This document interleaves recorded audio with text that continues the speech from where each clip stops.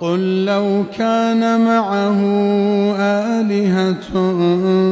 كما يقولون إذا لابتغوا إلى ذي العرش سبيلا سبحانه وتعالى عما يقولون علوا كبيرا تسبح له السماوات السبع والأرض ومن فيهن وإن من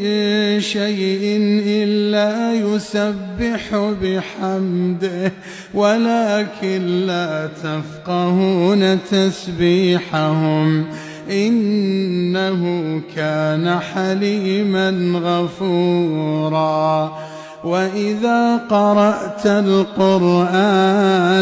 جعلنا بينك وبين الذين لا يؤمنون بالآخرة حجابا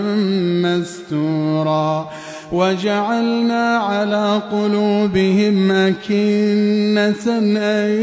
يفقهوه وفي آذانهم وقرا وإذا ذكرت ربك في القرآن وحده ولوا على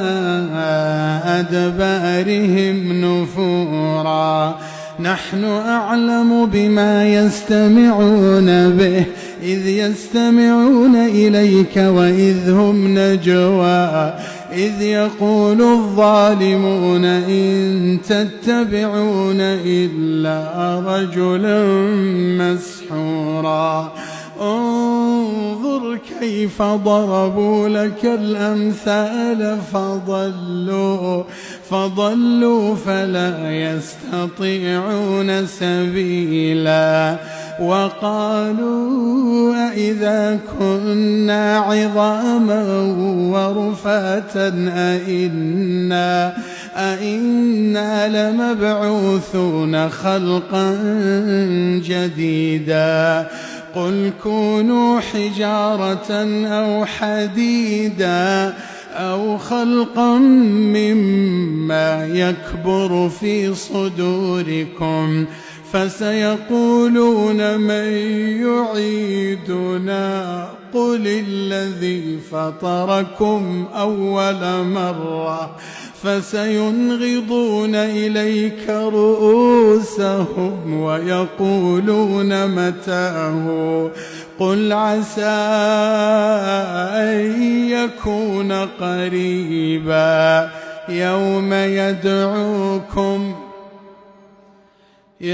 يدعوكم فتستجيبون